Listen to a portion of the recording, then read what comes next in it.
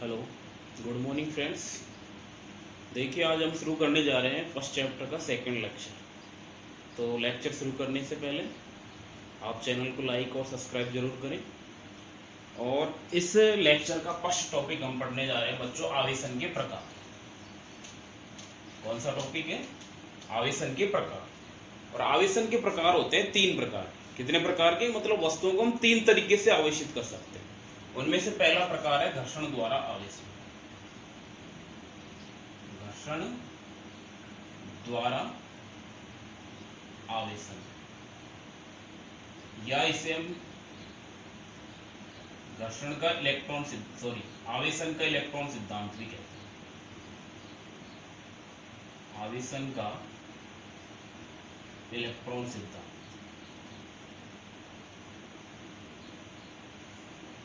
ठीक है।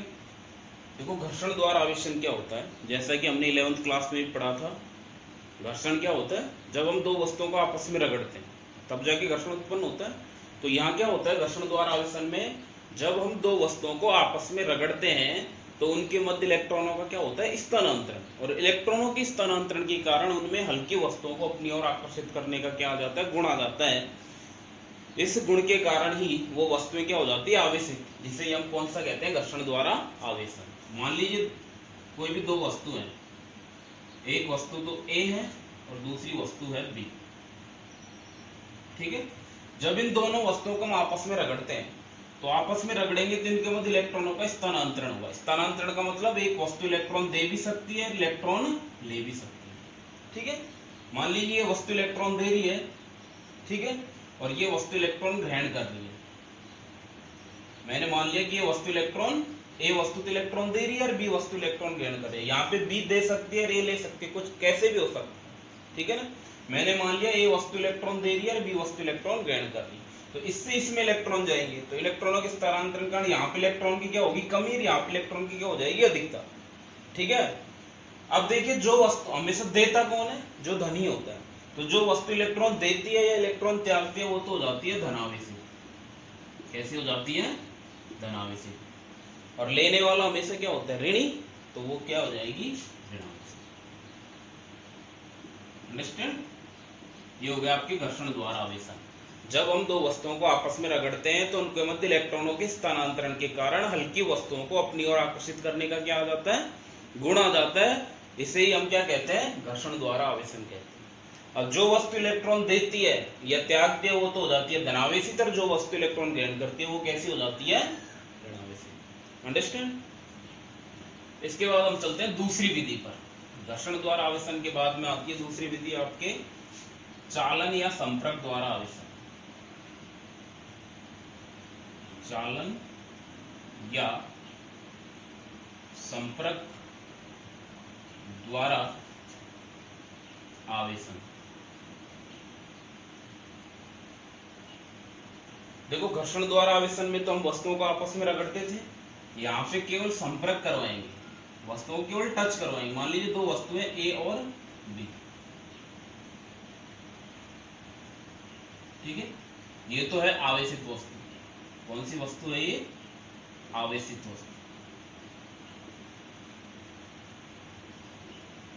और ये अनावेशित चालक वस्तु।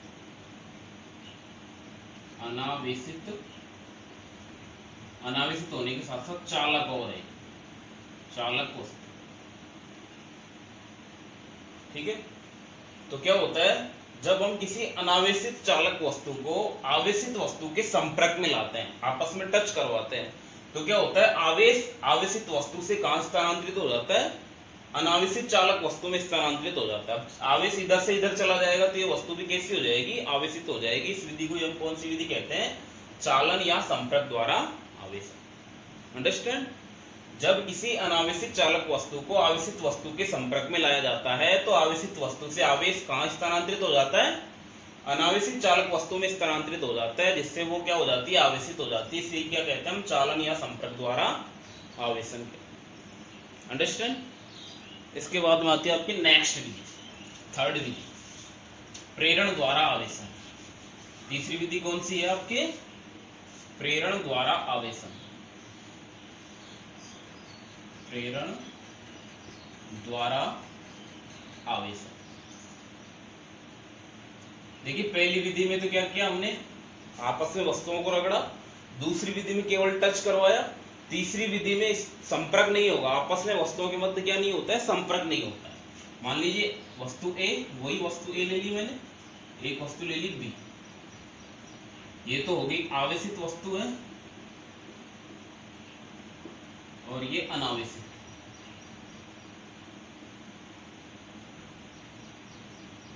ठीक है, इस विधि में क्या होता है कि आवेशन की वह विधि जिसमें आवेशित वस्तु द्वारा, इस वस्तु द्वारा अनावेशित वस्तु को संपर्क किए बिना या स्पर्श किए बिना उस पर विपरीत प्रकृति का आवेश उत्पन्न किया जाता है। कौन सी विधि कहलाती है, प्रेरण द्वारा आवेशन कहलाती है। मान लीजिए ए वस्तु पर है धनावेश, कौन सा आवेश है, धनावेश हमने मान लिया, तो ये जो ए वस्तु है ये बी वस्तु को टच नहीं करेगी और बिना टच किए या बिना संपर्क किए इस पर कौन सा आवेश आ जाएगा, विपरीत प्रकृति का, मतलब ऋणावेश आ जाएगा। ऐसी विधि कौन सी विधि कहलाती है, प्रेरण द्वारा आवेशन विधि। अब ये कैसे आता है आवेश, ये भी हम समझ लेते हैं, तो एक चित्र के द्वारा समझते हैं। मैं पॉज कर देता हूं जब तक चित्र बना। देखिए ये मैंने चित्र बना दिया प्रेरण द्वारा आवेशन को समझने के लिए। जैसा कि सबसे पहले इधर देखिए चित्र ए में, चित्र ए में क्या है, कुछ चालक स्टैंड है ये वाली, इस पर एक मैंने चालक गोला लिया है। ठीक है, कौन सा गोला है, चालक, जिसके मैंने दो पोर्शन कर दिए, एक तो पोर्शन ए कर दिया इधर वाला, इधर वाला पोर्शन हो गया बी। ठीक है, ये चित्र ए है, चित्र समझिए अपना आप समझ जाएगा क्वेश्चन तो आप। इसके बाद में है बी। बी में देखिए मैंने क्या किया, इस गोले के पास में एक धनावेशित वस्तु लेके आ गया, धनावेशित वस्तु लिया है गोले के ए भाग के पास। ठीक है, तो हमने इससे पहले पढ़ा था कि समान प्रकृति के आवेशों में क्या होता है, प्रतिकर्षण, और विपरीत प्रकृति के आवेशों में क्या होता है, अट्रैक्शन। तो जैसे ही हम धनावेशित छड़ को इधर लेके आएंगे तो इस गोले में जो धनावेश थे वो प्रतिकर्षण के कारण इधर चले जाएंगे बी भाग में, और ऋणावेश अट्रैक्शन के कारण इसके पास आ जाएंगे। तो ए भाग तो हो जाएगा ऋणावेशित और बी भाग हो जाएगा धनावेशित। ठीक है, ये चित्र बी में दर्शाया गया है। जैसे ही धनावेशित छड़ को हम गोले के पास में लेके आते हैं, ये भाग ऋणावेशित हो जाता है और बी भाग धनावेशित हो जाता है। ठीक है, चित्र सी में देखिए फिर हमने क्या किया, गोले का जो बी भाग है उसको क्या कर दिया हमने, भूसंपर्कित। क्या कर दिया हमने, भूसंपर्कित, मतलब पृथ्वी के संपर्क में ला दिया। तो बी भाग में जो धनावेश था वो कहां चला जाएगा, पृथ्वी में, और गोले पर केवल कौन सा आवेश बच जाएगा, ऋणावेश। अभी ये धनावेशित वस्तु गोले के भाग के पास में ही है, जिससे जो ऋणावेश है वो तो अट्रैक्शन के कारण बंधे रहेंगे, और जो धनावेश है वो कहां चले जाएंगे, पृथ्वी में। ठीक है, फिर चित्र डी में मैंने क्या किया, ये भू संपर्क को हटा दिया, धनावेशित छड़ को हटा दिया। भू का संपर्क कर रखा था ना गोले से, वो हटा दिया, धनावेशित वस्तु को भी हटा दिया, तो जो ऋणावेश बचा था ये भाग में वो कहां फैल जाएगा, पूरे गोले पर फैल जाएगा, और गोला कैसा हो जाएगा, ऋणावेशित। ठीक है, तो ये हमको ऋणावेशित गोला प्राप्त हो गया। यही थी हमारी प्रेरण द्वारा आवेशन की विधि। हमने ये धनावेशित वस्तु से इस गोले को टच नहीं किया ना, संपर्क नहीं किया, फिर भी हमको ऋणावेशित गोला प्राप्त हो गया। यही प्रेरण द्वारा आवेशन की विधि थी। अंडरस्टैंड, एक बार दोबारा डिफाइन कर देता हूं मैं। आवेशन की वह विधि जिसमें किसी आवेशित वस्तु द्वारा, जैसे ये कोई आवेशित वस्तु है, आवेशित वस्तु द्वारा, ये कोई अनावेशित वस्तु है, किसी आवेशित वस्तु द्वारा अनावेशित वस्तु को संपर्क किए बिना या स्पर्श किए बिना उस पर कौन सी प्रकृति का आवेश उत्पन्न किया जाता है, विपरीत प्रकृति का आवेश उत्पन्न किया जाता है। कौन सी विधि कहलाती है, प्रेरण द्वारा आवेशन कहलाती है। अंडरस्टैंड, ये धनावेशित थी, ये ऋणावेशित प्राप्त हो गया विपरीत प्रकृति। ये आपका टॉपिक खत्म हो गया आवेशन के ऊपर। अंडरस्टैंड, तो आज का ये टॉपिक यहीं पे फिनिश करते हैं। चैनल को लाइक और सब्सक्राइब जरूर करें। ओके।